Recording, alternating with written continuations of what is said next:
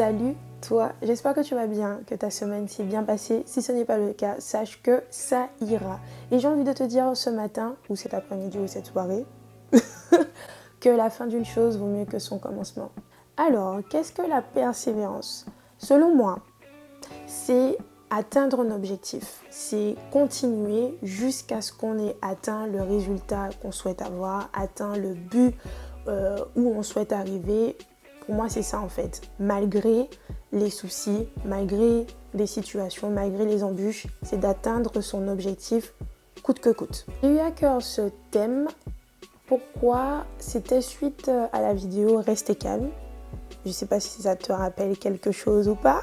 Si tu ne l'as pas encore vu ou que tu l'as déjà regardé mais que tu ne te souviens pas, n'hésite pas à regarder ici ou là, je ne sais plus, mais ça va s'afficher. Et en fait, dans le thème Restez calme, je ne sais pas si tu te souviens, mais j'ai parlé du fait qu'on est souvent dans cette agitation où je veux absolument avoir cette chose-là, vite, tout de suite, etc. Et je crois que on a besoin de patience, on a besoin de beaucoup plus de patience. La patience est vraiment liée à la persévérance parce qu'en fait, j'ai regardé un petit peu les versets qui étaient liés à la persévérance.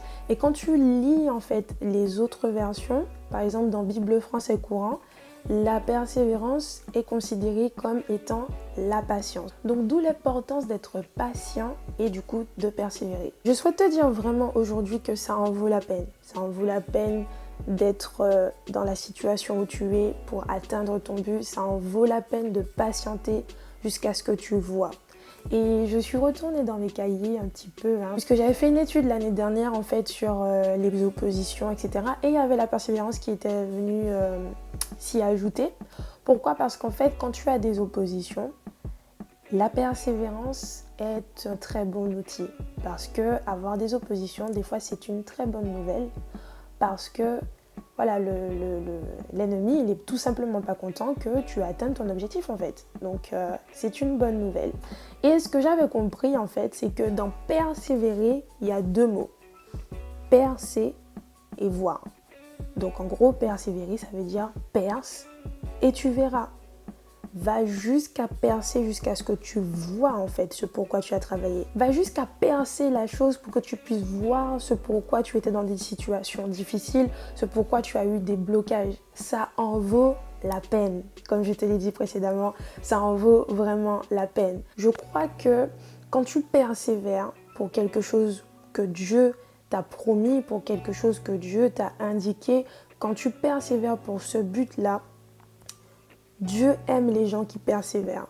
Et dans ce cas, en fait, il te donnera cette promesse, il te donnera cette bénédiction qu'il t'avait indiquée.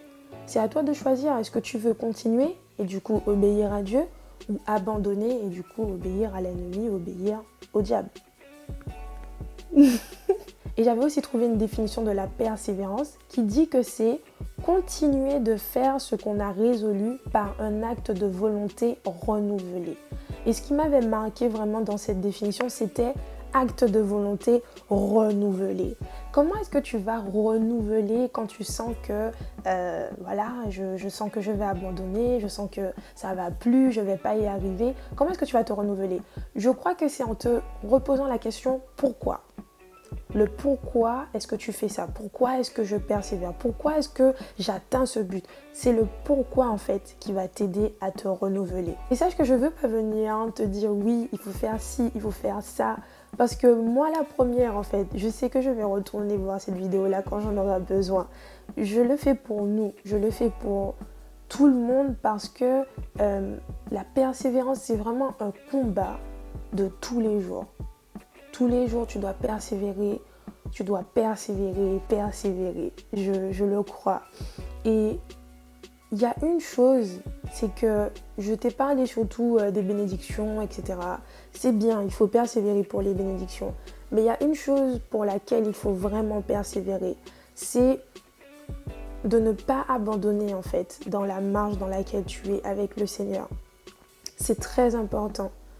Je vais lire vite fait Apocalypse 10, le verset 3. Et là, je suppose que tu te dis, oh, Apocalypse, oh. Apocalypse n'est pas censé te faire peur, hein. Ok, donc Apocalypse 3, le verset 10, ça va s'afficher comme d'habitude, ou sinon tu peux prendre ta Bible.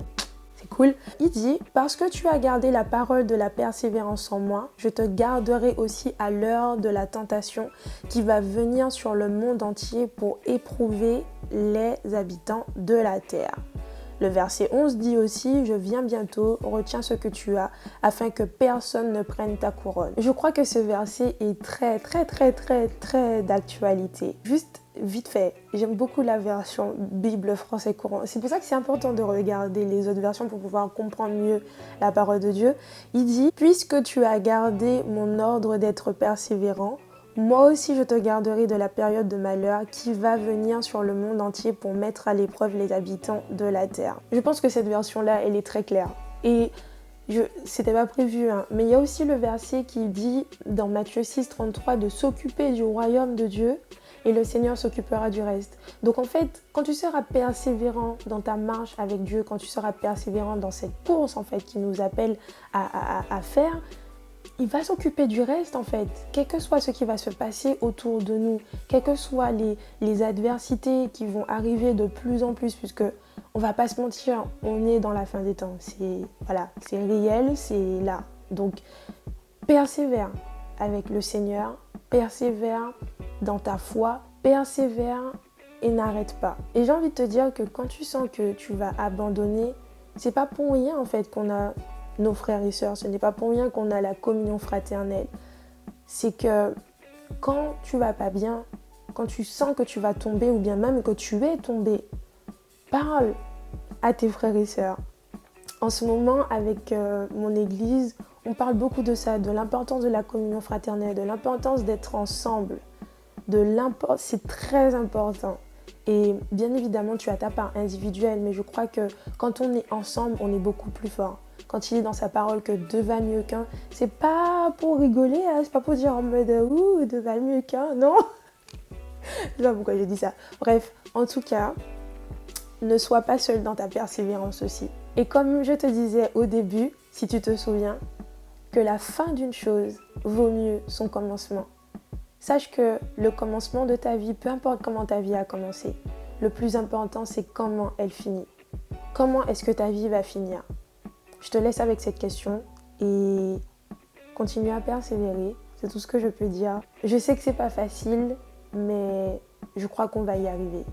On va garder cette couronne de victoire. Sois béni, je te souhaite une bonne journée, après-midi, soirée. Je sais pas à quel moment est-ce que tu regardes cette vidéo. N'hésite pas à la partager. Si cette vidéo t'a fait du bien, je crois qu'elle peut faire du bien à d'autres personnes. Donc partage-la, vraiment c'est important. Je te demande même pas d'aimer ou de t'abonner ou autre, juste de partager. C'est le plus important pour moi. Et voilà. Je te souhaite une bonne journée. Oh, j'ai déjà dit ça. Allez, bye. Je ne sais vraiment pas comment finir mes vidéos.